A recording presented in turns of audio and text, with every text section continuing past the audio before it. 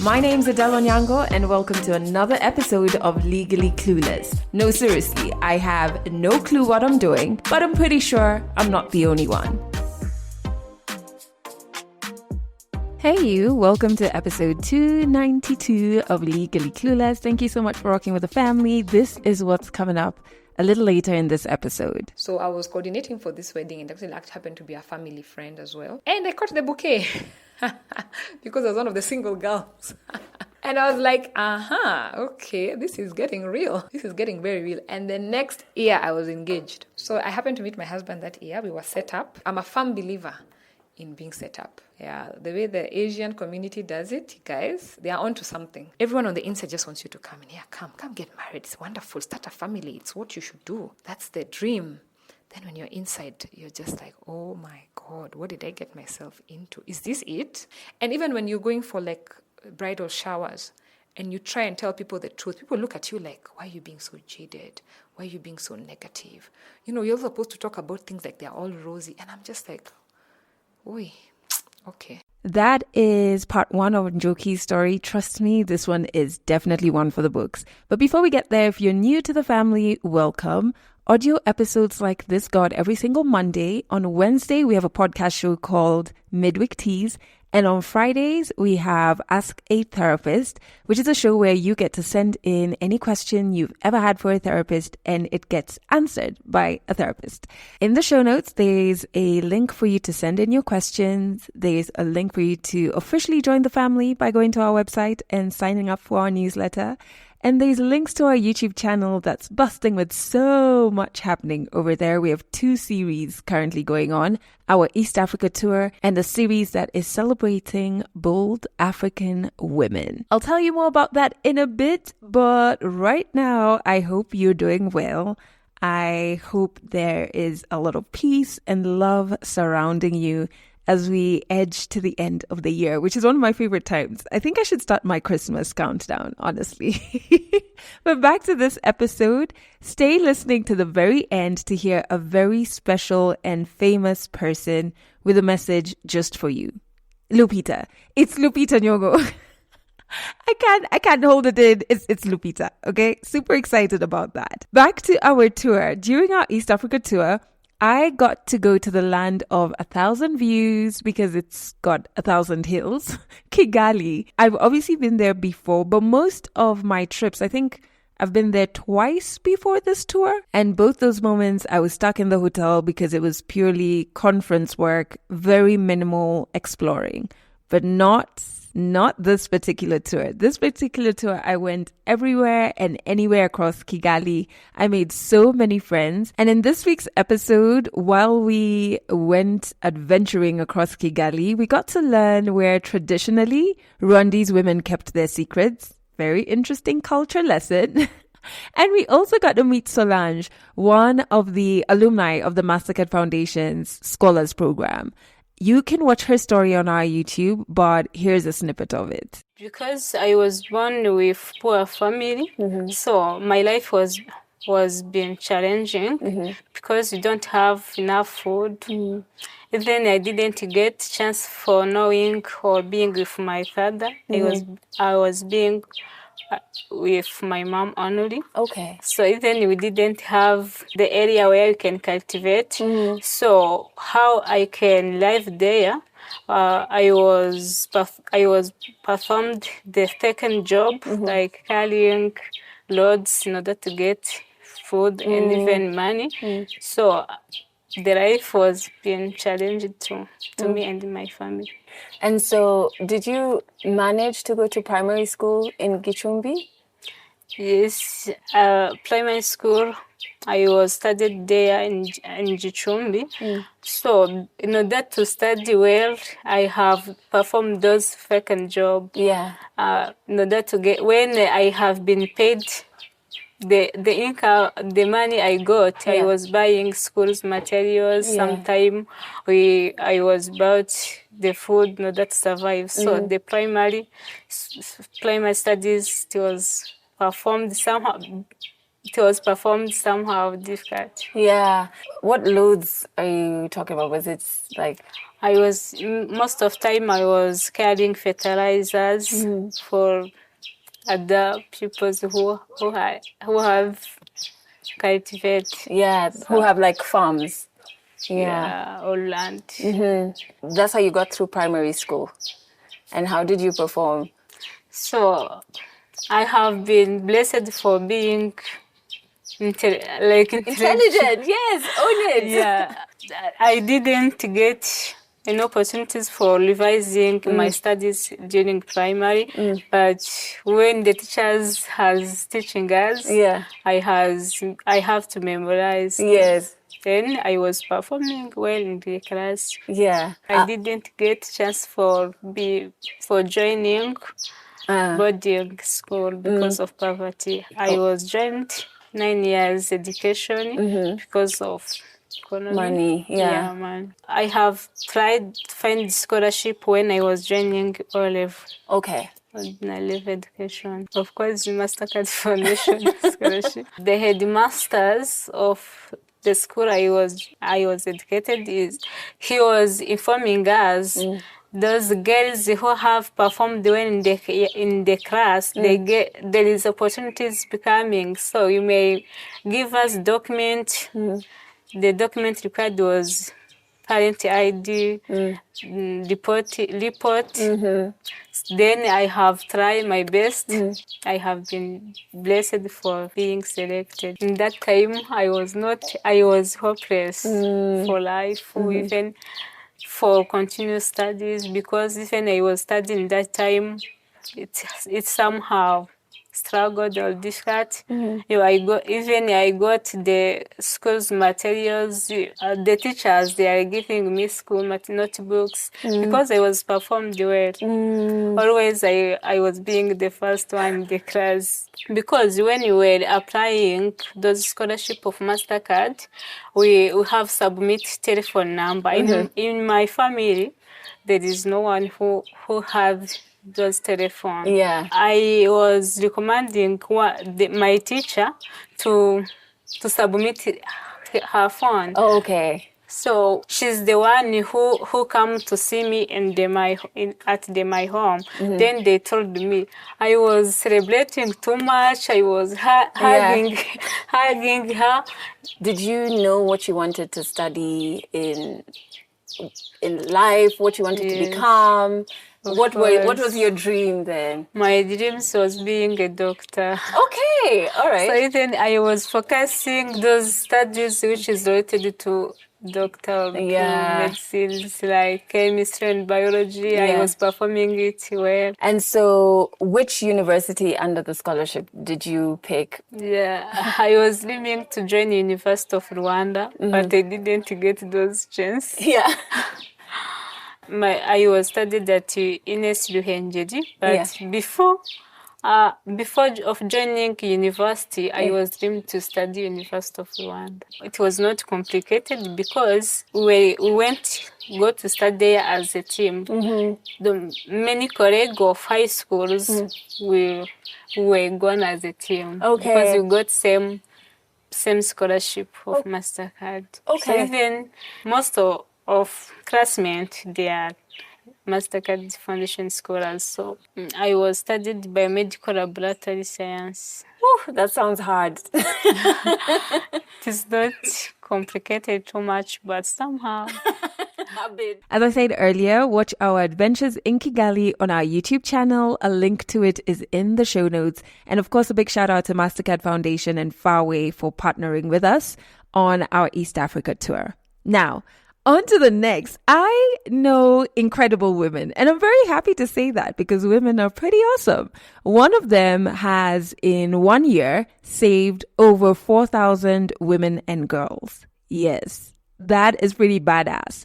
I have actually referred survivors of sexual violence to her, and she was able to support them in the journey to getting justice, reporting their cases, and even just getting psychosocial support. After experiencing abuse in her marriage, unfortunately, she divorced her husband, thankfully, and while watching a femicide story that got huge amounts of press in Kenya, She then made the bold decision to start Usikimye, which is an organization that supports survivors of sexual violence and is working so hard to end sexual and gender-based violence. They have 3 safe houses, one of which is for men. They have a toll-free number so survivors can call in and get immediate help. They rescue numerous survivors daily, and they do just so much more. Her name is Njoki Megui, and on our series with She Walks, which is where we're celebrating bold women, in episode 2, we got to feature Njoki and spend an entire day with her at Usikimye, just watching her doing this incredible, selfless, impactful job. The full episode is on our YouTube, but here's a bit of a snippet. My name is Njoki Megui. I am the executive director and co-founder of Usikimye, an organization that is both trauma-informed, survivor-centered, and very much community that works towards responding as well as protecting, supporting, and advocating for survivors of gender-based violence in Kenya. Usikimye means do not be silent. And one of the things about gender-based violence is how silent. It's a silent pandemic. It's something we don't talk about because, it affects us. It also shames us because we look at things like rape as shameful. We look at things like being beaten as shameful. So no one wants to talk about it. But we are out here telling people to not be silent. That time to be silent is over. It's time for us to talk about it, because if we talk about it, if we name it, we can shame it. If we name it, we can treat it. If we name it, we are able to talk about it. And so we are against the taboo of silence that surrounds gender-based violence.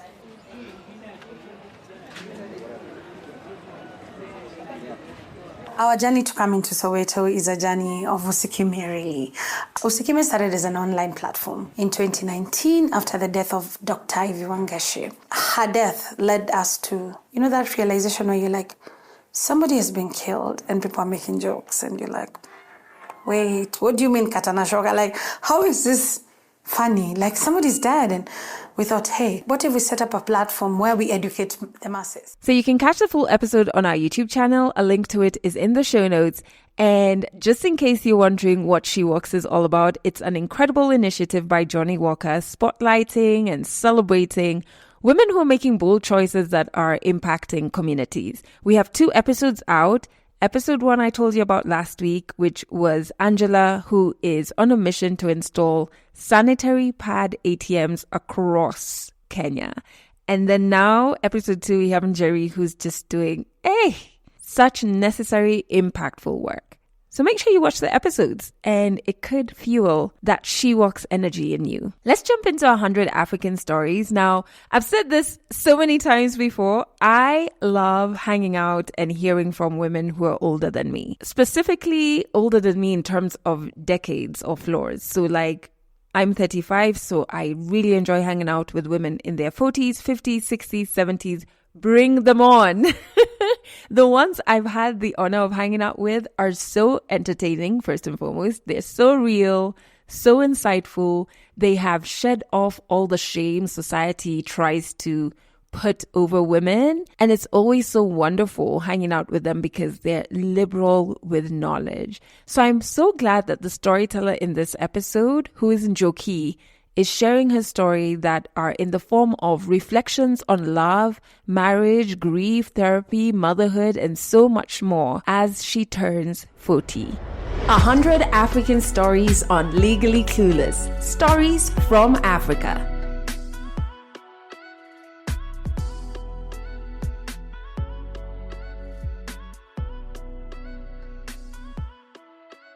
My name is Njoki, better known as Kijo. I'm turning 40 this year and I'm excited, but I'm also just in a space of wondering, this 40 is here. What next, But I also feel it's a really, really good place to be in because I feel like the past maybe 2 years have been a time of a lot of reflection, thinking about my life. A lot of changes have happened. So I think it's a lot of renewal, rebirth, So 40 is a good place to sort of start and to continue that journey with a bang. I'm looking forward to it. I've been told good things about 40s. You give less Fs you love yourself more, genuinely. You're not trying to prove yourself to anyone. You're just trying to live your best life. It's a point actually that you start thinking about, what is my purpose? What is my future? You can wallow in self-pity for the rest of it. You can get stuck in the past, or you can go forward with a lot of energy, with a lot of purpose, with a lot of drive. You can rewrite your story. So I'm looking forward to that part because I definitely have so much to look forward to. So Kijo was born obviously in 1984.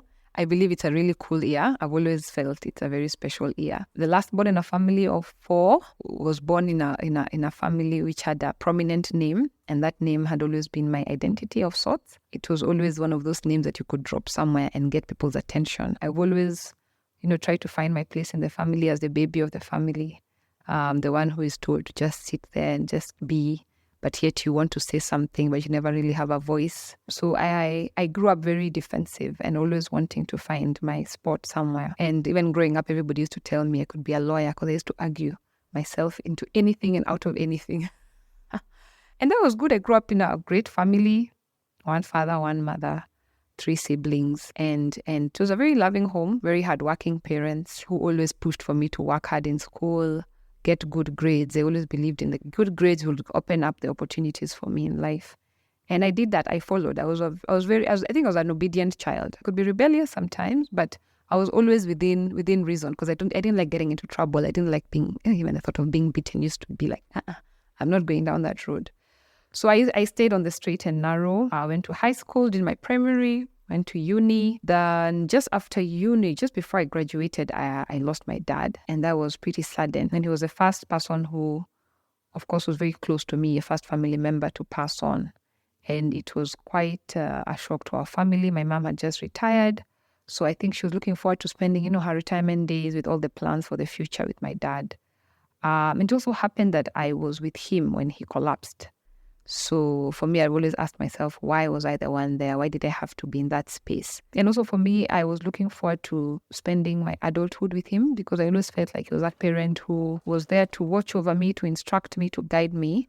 But we were never really pals. We never really, had one-on-one talks because I was always the kid, who he's trying to guide.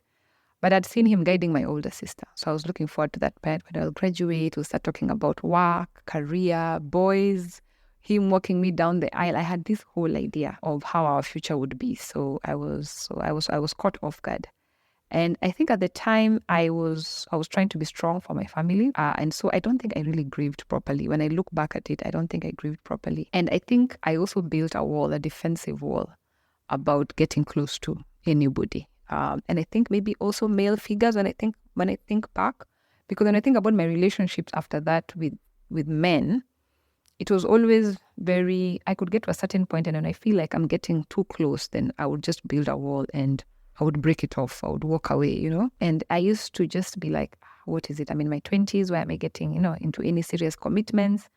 But I realized that it's a wall that I had built with time, and I didn't want to get to anyone close because I was afraid of my heart getting broken. I was afraid that they would leave. I was afraid of, maybe even death, whatever it meant. So I built very high defensive wall. And now when I think back, I'm like, goodness, I must have broken a lot of hearts. And I think I also had this attitude like men's hearts cannot be broken, So I think I was very mean. And you know how men are, they don't really talk about their feelings and their emotions. So for me, no one came out and told me, oh, you broke my heart. But when I look back, I think I didn't treat them very well. And to some extent, I feel like I used them also, I used them for what I needed. And then when I was done, I moved on, Or when I was not ready to commit any further, I just left them and I moved on. So apologies if you were in any of those experiences in my life. I am really, really sorry. It wasn't deliberate. It wasn't something I did, thinking about it. But when I reflect and I look back, I'm like, wow, yeah, that wasn't very fair. And you always look at it's the women who are brokenhearted. It's the women who use. It's the women who are used, but also women can use. And yeah, so that was me in my 20s, working, got into my career. As I said, I was brought up to know that once you work hard, you get good grades, you get into good schools, then you get a good job. And so I was looking forward to that part of my life. I'd get a good job and just start building my career, wherever it would take me. And I did that and I worked for a while, but I think my experience in the work in the working life was not the best. I got into that advertising. It was my first gig, and I did that, but not for a very long time. I just felt like there was no growth. I wasn't really into the culture as well. I think I was just looking for something different. But something also about me is that I don't stay in one thing for too long. After a while, I get bored and I want to move on. So when I looked at the career trajectory of advertising, I wasn't really inspired. I was just like, let me try out something different. So I said, I want to do marketing. In my head, I just wanted to do marketing. Like in my head, I just wanted to do, what is marketing? Go into a sales and marketing department, grow in marketing, build a career from marketing. I had this specific idea of what marketing looks like. So I got a job in a marketing firm. I got a friend who hooked me up, got in there, and I actually started out as a personal assistant to the head of marketing. And for me, it was sold as the trajectory into getting into marketing. So I was like, okay, fine. Don't despise humble beginnings. Let's see where this leads us. And I did that for a while. And it's so interesting because as much as I had a big idea of what I wanted to be in marketing, I actually tried to do a professional course in marketing called CIM, Chartered Institute of Marketers. Oh my goodness, that thing was so difficult. I was like, is this what marketing is about? This is too much for me. I can't. It's all about numbers and graphs and figures. I was like, this is not fun. I want to do something fun. I want to be out there. I want to meet people. So at that point, I really got discouraged. I was like, course is not for me. And I'm not going to die trying to do it. Imagine, no. So as I was a personal assistant, I got an opportunity to do a lot of gigs and events and planning them for the marketing department because I was under sales and marketing. So I worked with a lot of sales people. And so we had a lot of events out there, doing golf tournaments, doing award ceremonies, doing different dinners. Now there I thrived. I found my place, and I was still struggling to get into the marketing space. I was seeing my friends who have careers in marketing, and I thought that's where I needed to be. But I was really having a great time here. But unfortunately, being a PA also, there's a certain pay grade that you cannot go beyond because they just get stuck at you're a personal assistant. So it doesn't matter that I'm actually doing a lot of marketing as still being a personal assistant. It doesn't matter that, I'm showing a lot of initiative and I'm going out of my way and I'm working late hours and all that didn't seem to matter. And that really disappointed me. It really broke my heart because I was like, goodness, you just put a line and a ceiling and that's it. None of my initiatives matter. They always go back to, do you have a master's degree? Do you have a professional certificate? And I'm just like, is this what it means? Is this what I have to do to thrive? And so for me, I kind of got discouraged at that point. And I said, you know what? I've done my stint. I've learned my skills. And I think I found what I love to do. And so I'm going to go out and venture into this thing and build it on my own and just see where it takes me. And so I left after about 5 years. And I decided I want to do events. I went and joined an events company. So I got a job with Homeboys. And it was just through my networks, to be honest. And that's the other thing I have to talk about. Because when I was in campus, I was in an organization called ISEC.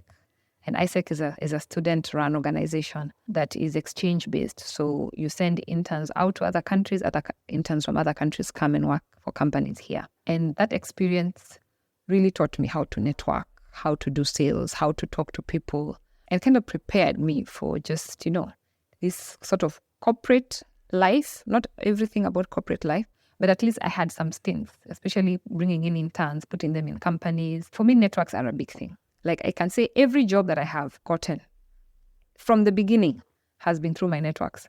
It hasn't been because I sent a CV and somebody saw my CV and were impressed. No, I don't think I've really had very impressive CVs compared to many others, but it's because of my network. It's because I knew somebody who knew somebody, who was able to talk to somebody and get me that opportunity. So I have been very, very blessed in that regard. So so I got into Homeboys, did my stint for maybe a year or so. It was great. It was an eye-opener, got to meet lots of people, got to see how it's actually done. And I felt ready. I felt, okay, now let me go and start something on my own, Let me go and start this thing from scratch. And I started with another lady who I was still working with, but she really let me run things. And that was great. That was a very, very good experience. Then after that, I just decided to start my own thing. And I just started small. I decided to start with weddings. I don't know why. What prompted me to start with weddings? Oh, I think I know.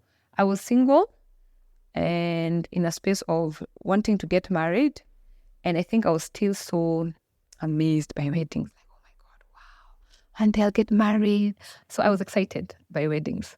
So I said, you know what? This is a good place to start. And I think also because many of my friends are getting married, so they were looking for someone to organize their event, their weddings. So I was like, Kinjo, come, you're good at events. Come and help me plan my wedding. Come and do this, come and do this. I was like, I would be honored.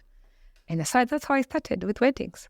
And until today, I'm still doing weddings. And weddings are so interesting because, I just love the personalized element of weddings. Like, I meet you as a guy and I meet the lady and you're both single, you're both in this bubble and you have such, dreams and aspirations for how you want your wedding to go. And for me, I like the details, I want to, get the suppliers.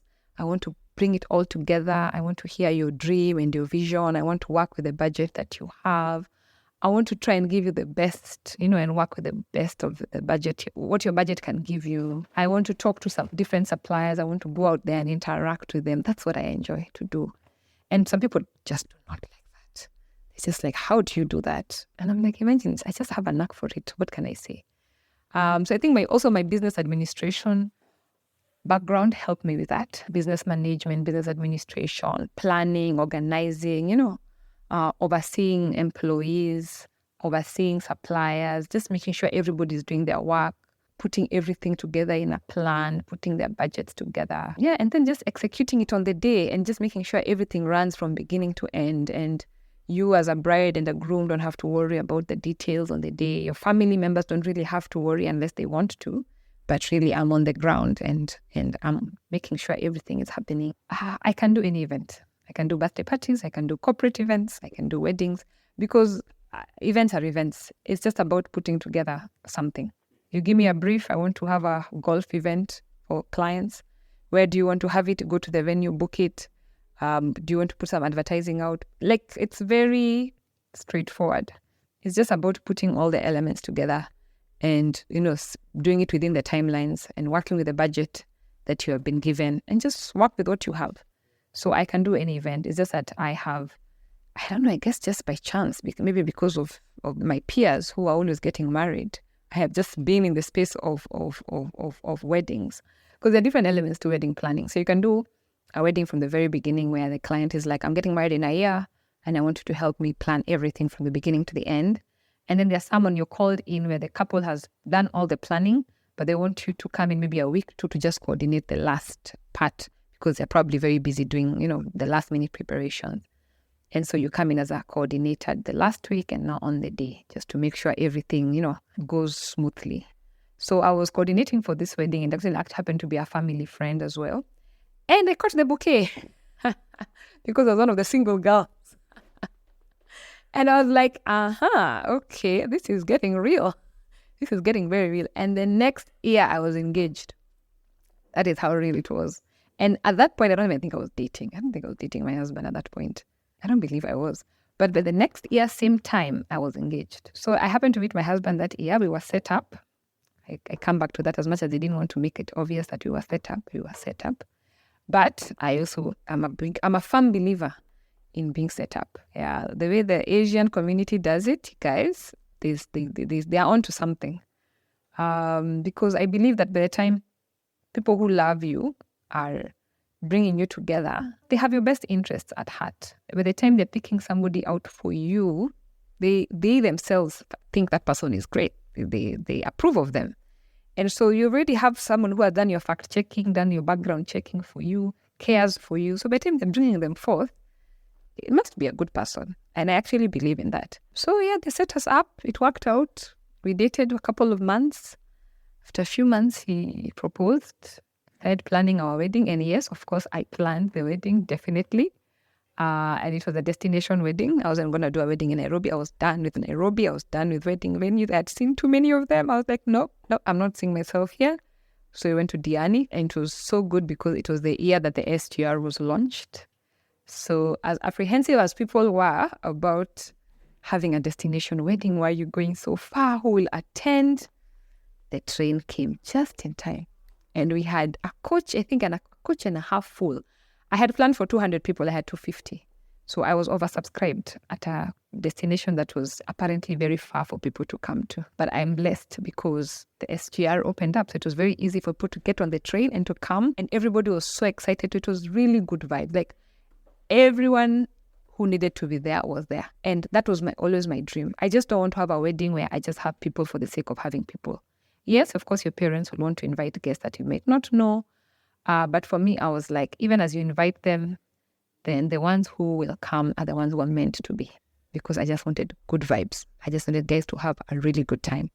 And they had a really good time. They had a better time than me. They keep telling me. And they keep telling me, oh my God, Kijo, your wedding was the bomb. Like they keep repeating that story. And I'm like, really? I usually get so jazzed. I'm like, wow, okay. And I'm so happy, not because it was my wedding that was the bomb. It's because they had a good time at my wedding. Because that was always my dream. I want people to come and have a blast. I want us to have a party over party. Yes, so we've been married, 7 years now? And as I'm turning 40, I just still feel like I've been married 2 years because your marriage is a whole other vibe. A whole other vibe. I feel like I stepped into another realm of life, another universe, another space. Like I'm starting from scratch like a kid. I feel like I'm in school, like I'm in primary school, and I'm just navigating life. And I feel like with time I'll get to university and I'll be a lot better at this, or I'll know a lot more. I would have learned a lot more that would be helpful. But for now, I'm just feeling like a kid who is just doesn't know what they're doing. Things are just coming at them left, right, and center. Mara, you have the marriage, then you have the children, then you're running a home, then you're running a business, it's just like, what is going on? What just happened? And why don't I feel ready for this? Like, can you ever be ready for this? Because I just felt like I was not ready at all. But I think I would also go back to mentorship. Like, did I know what I was getting myself into? Did anybody tell me what it meant? And I feel like we don't talk about it enough, unfortunately, in our society.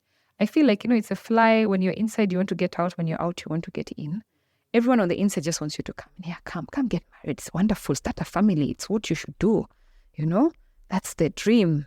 Then when you're inside, you're just like, oh my God, what did I get myself into? Is this it? Because this is hard, like, why is it so hard? I think it's just the clash in personalities, like we come from different backgrounds, different ways of thinking. And sometimes I feel like somebody may have expectations of you that you didn't even know you are supposed, to be, that was expected of you, like certain roles. I feel like I've had to put a part of myself aside for the marriage. And sometimes I wonder, am I losing myself? Or is it just part of the sacrifice of being married or being together with somebody else? I felt, even with children, like you don't know what you're doing half the time. Now they're getting older, they're watching you. You're still figuring yourself out as an adult. And these kids are looking up to you. So you feel guilty. You feel, are you good enough? Are you doing the right thing? Right now in business, it can be sometimes a struggle, to make ends meet. And sometimes you're wondering, am I giving my kids the best?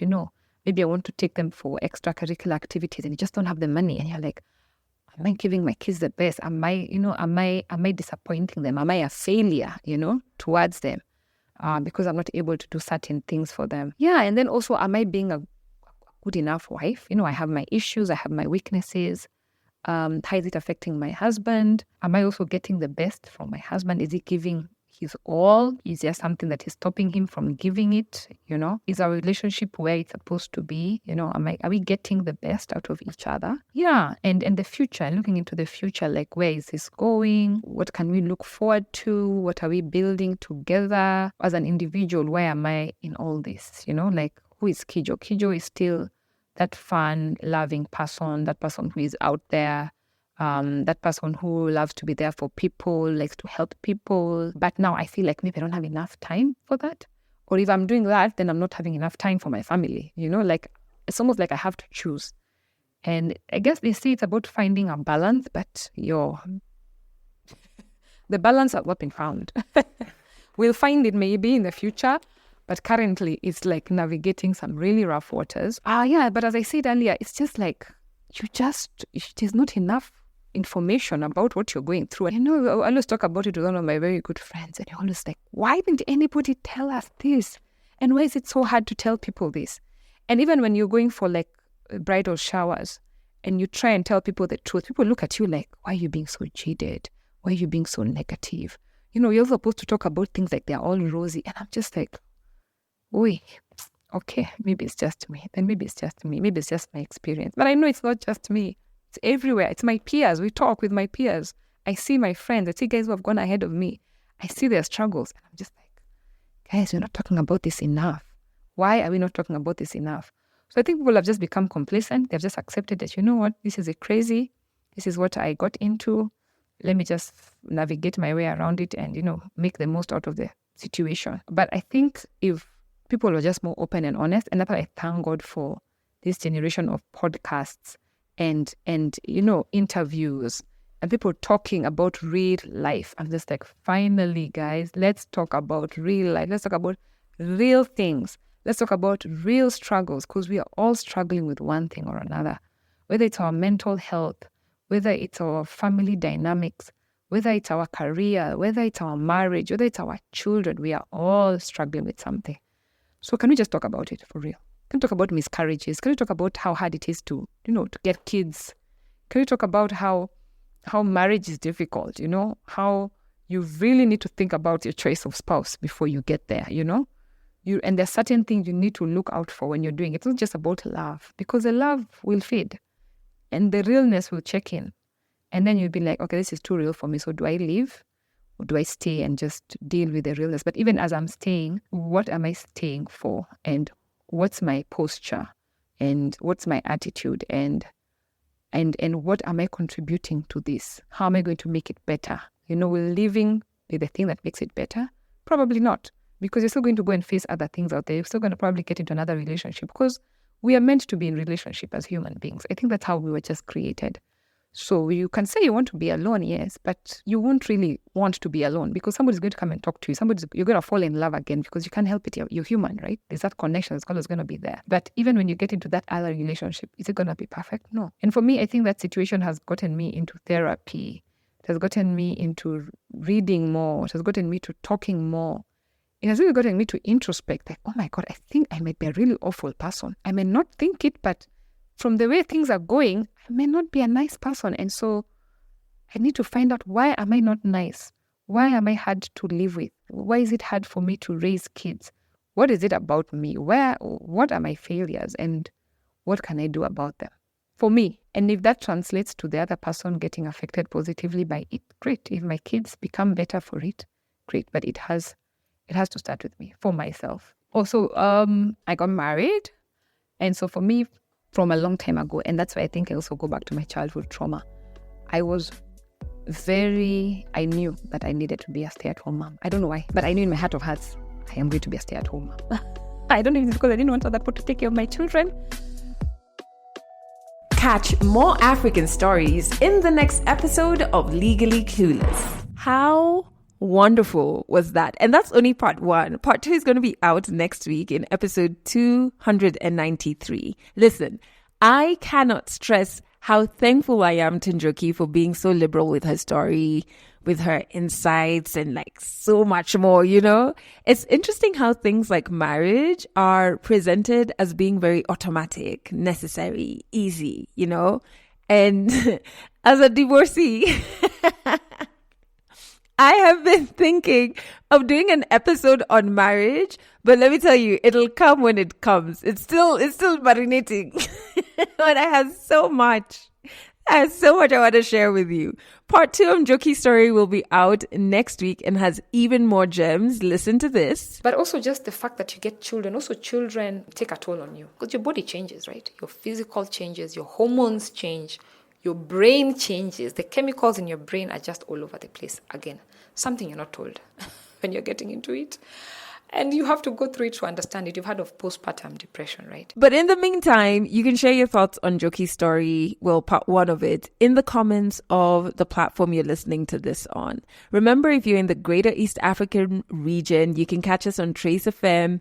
Just go to traceradio.co.ke. We're there every Monday and Wednesday at 1 p.m. and 11 p.m. and Fridays we're there at 1 p.m. If you want to share your story on this podcast, you're African, your story is valid, and we want to hear it. It doesn't matter where you are. Fill out our storyteller form. A link to it is in the show notes, and one of our correspondents will get back to you. If you enjoyed this episode, drop us a comment, give us a 5-star review, and don't forget to share it with all of your people. That's it for this episode of Legally Clueless. You can share this podcast with your friends. You can keep it for yourself. I'm not judging. Just make sure you're here next week for the next episode. I'm Lupita Nyong'o. My new podcast, Mind Your Own, is a storytelling show that navigates what it means to belong, all from the African perspective.